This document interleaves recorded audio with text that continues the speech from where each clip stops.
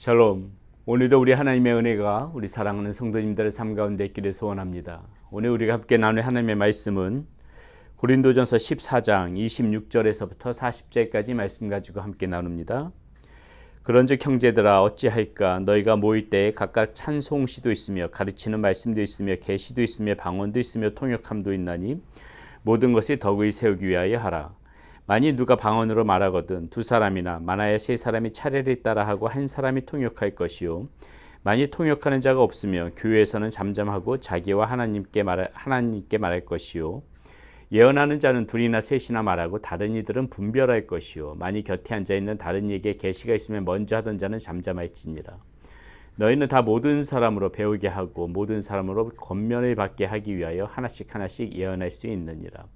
예언하는 자들의 영은 예언하는 자들에게 제재를 받나니 하나님은 무질서의 하나님이 아니시오 오직 화평의 하나님이시니라. 모든 성도가 교회 삶과 같이 여자는 교회에서 잠잠하라. 그들에게 말하는 것에 허락함이 없나니 율법에 따른 것 같이 오직 복종할 것이요 만일 무엇이든지 배우려거든 집에서 자기 남편에게 물을지니 여자가 교회에서 말하는 것은 부끄러운 것이라. 하나님의 말씀이 너희로부터 난 것이냐 또는 너희에게만 임한 것이냐. 만일 누구든지 자기를 선지자나 혹은 신령한 자로 생각하거든 내가 너희에게 편지하는 이 글이 주의 명령인 줄 알라. 만일 누구든지 알지 못하면 그는 알지 못한 자니라. 그런즉 내 형제들아 예언하기를 사모하며 방언 말하기를 금하지 말라. 모든 것에 품위 있게 하고 질서 있게 하라. 아멘. 예, 오늘 말씀에서 보니까는요, 26절 말씀, 여러 가지 우리 교회에서 모일 때 모임 가운데 있을 적에 찬송시도 있고, 말씀도 있고, 계시도 있고, 방언도 있는데, 덕을 세우기 위하여 하라. 모든 것이 덕을 세우기 위하여 하라. 우리가 계속해서 요 며칠 은사에 관해서 이야기하면서 제일 강조했던 부분 중에 하나가 바로 이것이죠.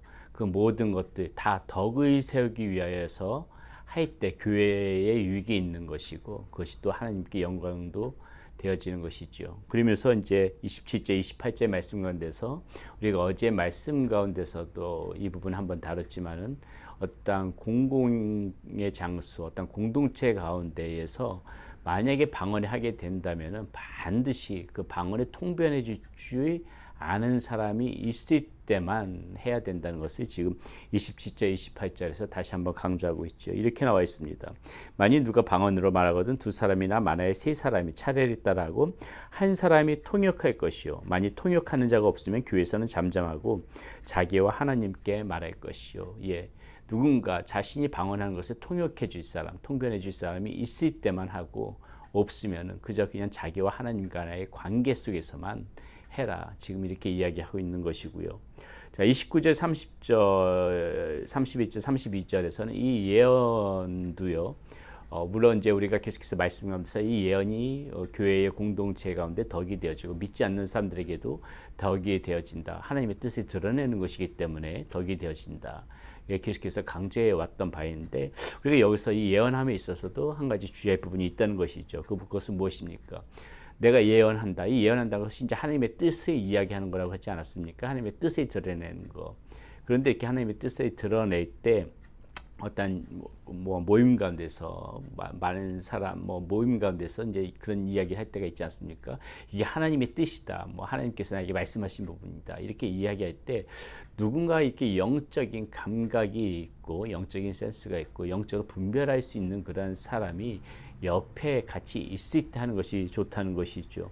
그것이 이제 29절에 이렇게 나오죠. 예언한 자는 둘이나 셋이나 말하고 다른 이들은 분별할 것이요. 그러면서 32절에서 이렇게 이야기합니다. 예언한 자들의 영은 예언하는 자들에게 제재를 받나니. 이제 이 이야기가 무엇이냐면요.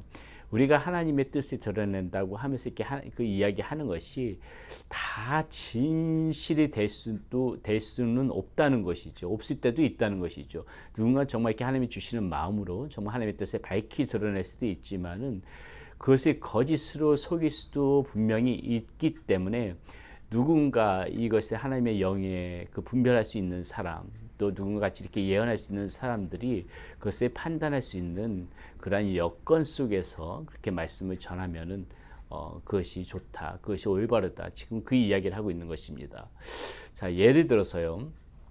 그 역대하에 보게 되면은 그 아합 왕과 이제 그 여호사밧, 아합 왕은 이스라엘 왕이었고 여호사밧 왕은 그 남유다 왕이지 않았습니까?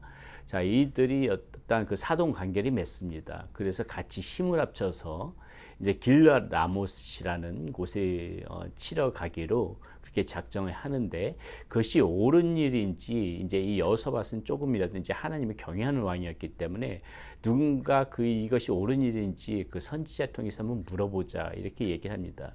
그런데 이스라엘에 있는 모든 선지자들은 그냥 아합 왕에게 비유를 맞추기 위해서 여러 가지 거짓된 그런 예언을 하고 있는데, 그 중에 오직 그 미가야라는 그 선지자가 와서 다른 선지자들과 다르게 다른 그런 예언을 하는 것이죠. 그러면서 그 미가야 선지자가 하는 말이 무슨 예언을 하냐면 이런 예언을 합니다. 하늘에 그 하나님이 그 예언하는 그러니까 천사들이겠죠. 모아놓고 이 길앗 라못에 치는 과정 가운데서 이제 이야기를 하는데, 그 영이 하나님 앞에 나와서 이렇게 이야기하는 것입니다.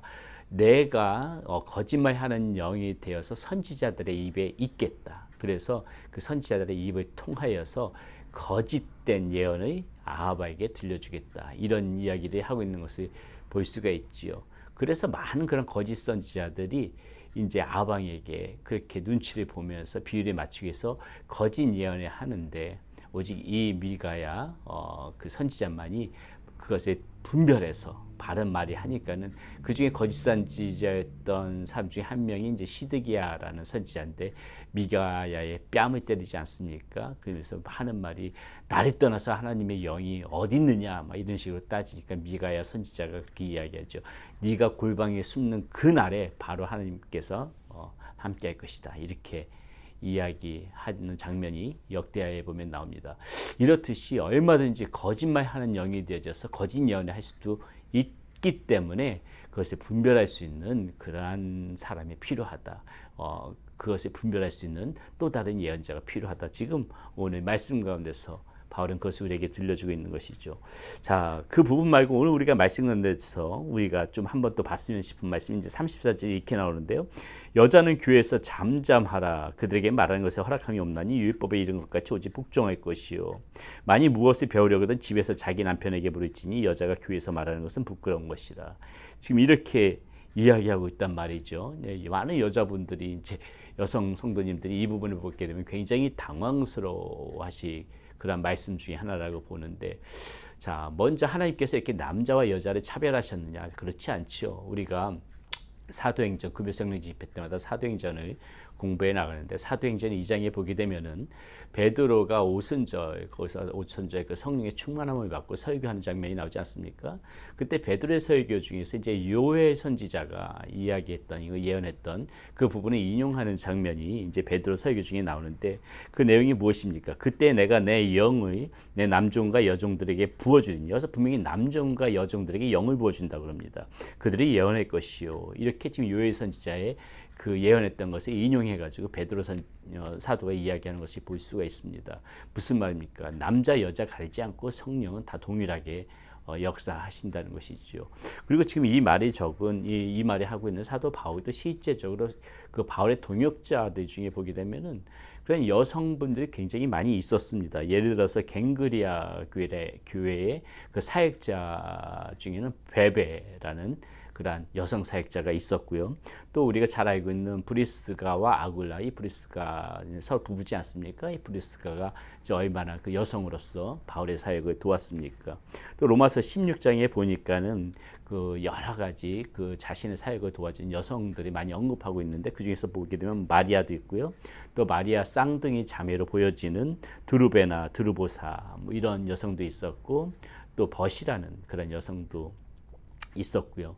이렇게 바울 사도의 사역을 도왔던, 동역했던 여성 사역자들도 굉장히 많이 있었다는 것입니다. 그렇기 때문에 결코 이 여자는 교회에서 잠잠하라, 이 바울이 이 이야기를 할 때 여성을 무시하려고 했던 이야기가 아니고요.